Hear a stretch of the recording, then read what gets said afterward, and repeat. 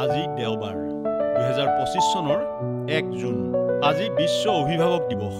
শিশুৰ লালন পালনৰ ক্ষেত্ৰত পিতৃ-মাতৃৰ যত্ন, ত্যাগ আৰু দায়বদ্ধতাৰ স্বীকৃতি দিয়াৰ লগতে পৃথিৱীৰ সকলো প্ৰান্তৰ সকলো অভিভাৱকক সন্মান জনাই ৰাষ্ট্ৰসংঘৰ সাধাৰণ পৰিষদৰ সিদ্ধান্ত অনুসৰি 2012 চনৰ পৰা প্ৰতি বছৰে 1 জুনৰ দিনটো বিশ্ব অভিভাৱক দিৱস হিচাপে উদযাপন কৰা হয়। বিশ্ব দুগ্ধ দিৱস। অৰ্থনৈতিক উন্নতি, জীৱিকা আৰু পুষ্টিৰ ক্ষেত্ৰত দুগ্ধ খণ্ডৰ গুৰুত্বপূৰ্ণ অৱদানক স্বীকৃতি দিয়াৰ লগতে স্বাস্থ্যসন্মত খাদ্য হিচাপে গাখীৰ আৰু অন্যান্য দুগ্ধজাত সামগ্ৰীৰ উপকাৰিতা সম্পৰ্কে সজাগতা সৃষ্টিৰ উদ্দেশ্যে ৰাষ্ট্ৰসংঘৰ খাদ্য আৰু কৃষি সংস্থাৰ উদ্যোগত প্ৰতি বছৰে 1 জুনৰ দিনটো বিশ্ব দুগ্ধ দিৱস হিচাপে উদযাপন কৰা হয়। উভতি চাওঁ ইতিহাসত আজিৰ দিনটো। মেৰিলিন মনৰোৰ জন্মদিন। 1926 চনৰ 1 জুনত লছ এঞ্জেলেছত জন্ম হৈছিল হলিউডৰ সাংস্কৃতিক আইকন হিচাপে পৰিগণিত একালৰ প্ৰসিদ্ধ অভিনেত্ৰী, গায়িকা আৰু মডেলগৰাকীৰ প্ৰকৃত নাম নৰ্মা জিন মৰ্টেনছন। নীলপৱন বৰুৱাৰ জন্মদিন। 1936 চনৰ 1 জুনত টিয়কৰ তামুলীচিঙা গাঁৱত জন্ম হৈছিল অসম চাৰুক আৰু কলা পৰিষদৰ প্ৰতিষ্ঠাৰ উপৰি বসুন্ধৰা কলা নিকেতন স্থাপন কৰি নৱপ্ৰজন্মক চিত্ৰকলাৰ প্ৰণালীবদ্ধ প্ৰশিক্ষণ দিয়া অসম চৰকাৰে অসম সৌৰভ আৰু গুৱাহাটী বিশ্ববিদ্যালয়ে সন্মানীয় ডক্টৰেট ডিগ্ৰী প্ৰদান কৰা যশস্বী চিত্ৰশিল্পীগৰাকীৰ। নাৰ্গিছ দত্তৰ জন্মদিন।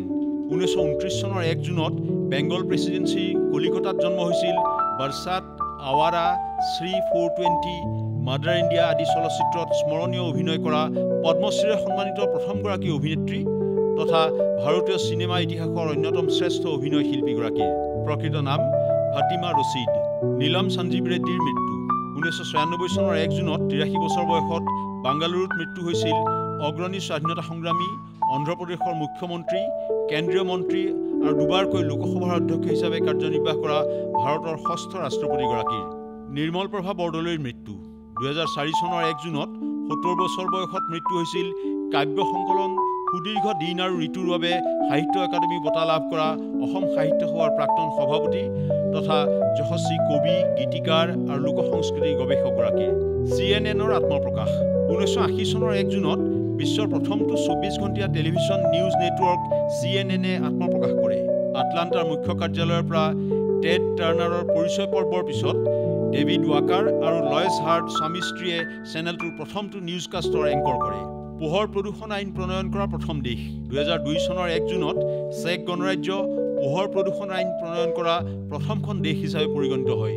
বায়ুমণ্ডল সুৰক্ষা আইন নামেৰে জনাজাত এই আইন অনুসৰি আকাশৰ পোহৰ হ্ৰাস কৰাৰ লক্ষ্যৰে সকলো পোহৰৰ উৎস ওপৰলৈ প্ৰক্ষেপিত নোহোৱাকৈ তলমুৱা কৰাটো বাধ্যতামূলক কৰা হৈছিল। বিশ্বৰ সৰ্ববৃহৎ নিৰ্বাচনৰ অভিলেখ।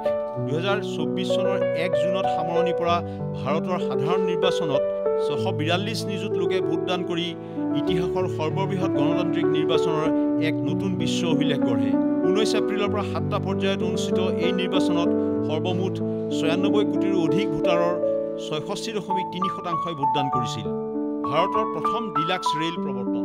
1930 চনৰ 1 জুনত ভাৰতৰ প্ৰথমখন ডিলাক্স ৰেল ডেক্কান কুইনৰ যাত্ৰা আৰম্ভ হয়। মহাৰাষ্ট্ৰৰ 2 প্ৰধান চহৰ মুম্বাই আৰু পুনে সংযোগী এই ৰেলখনে ভাৰতত বিলাসী ৰেল যাত্ৰাৰ নতুন মান নিৰূপণ কৰাৰ লগতে সঠিক সময়ত প্ৰস্থান আৰু আগমনৰ অভিলেখ গঢ়িছিল। HD দেৱেগৌড়া প্ৰধানমন্ত্ৰী নিৰ্বাচিত। 1996 চনৰ 1 জুনত HD দেৱেগৌড়াই ভাৰতৰ একাদশ প্ৰধানমন্ত্ৰী হিচাপে শপত গ্ৰহণ কৰে। লোকসভা নিৰ্বাচনত কোনো দলে সংখ্যাগৰিষ্ঠতা লাভ নকৰাত কংগ্ৰেছৰ সমৰ্থনেৰে গঠিত আঞ্চলিক আৰু বাওঁপন্থী দলৰ ইউনাইটেড ফ্ৰণ্ট চৰকাৰে 11 মাহ পিছতে কংগ্ৰেছে সমৰ্থন প্ৰত্যাহাৰ কৰাত পতন ঘটে। 90 বছৰীয়া শ্বেতাংগ শাসনৰ অন্ত। 1979 চনৰ 1 জুনত পিছলৈ জিম্বাবুৱে নামেৰে পৰিচিত ৰোডেছিয়াত 90 বছৰীয়া শ্বেতাংগ শাসনৰ অন্ত পৰে। ৰোডেছিয়া চৰকাৰ আৰু আফ্ৰিকান জাতীয়তাবাদী নেতাসকলৰ সহমতৰ ভিত্তিত বিশ্বপ এবেল মুজোৰেৱাৰ নেতৃত্বত কৃষ্ণাংগ চৰকাৰ গঠন কৰা হয়। 1980 চনত জিম্বাবুৱে স্বাধীনতা লাভ কৰে। অপাৰেশ্যন ব্লু ষ্টাৰ আৰম্ভ। 1984 চনৰ 1 জুনত অমৃতসৰৰ স্বৰ্ণ মন্দিৰৰ চৌহদৰ পৰা চৰমপন্থী শিখ নেতা জাৰ্নাইল সিং ভিন্দ্ৰনৱালে আৰু সহযোগীসকলক আঁতৰাই পঠাবলৈ ভাৰতীয় সশস্ত্ৰ বাহিনীয়ে অপাৰেশ্যন ব্লু ষ্টাৰ অভিযান আৰম্ভ কৰে। 10 জুনলৈকে চলা এই সামৰিক অভিযানে স্বৰ্ণ মন্দিৰ চৌহদ পুনৰুদ্ধাৰ কৰিবলৈ সক্ষম হয়। ইষ্ট ইণ্ডিয়া কোম্পানী ভংগ। 1874 চনৰ 1 জুনত ইষ্ট ইণ্ডিয়া কোম্পানী আনুষ্ঠানিকভাৱে ভংগ কৰা হয়। East India stock dividend redemption act 1873 অনুসৰি কোম্পানীটো ভংগ কৰি ব্ৰিটিছ চৰকাৰে পোনপটীয়াকৈ ভাৰতৰ প্ৰশাসন আৰু ভূখণ্ডৰ দায়িত্ব গ্ৰহণ ইনফৰমেশ্যন ডেস্ক দেশ টুডে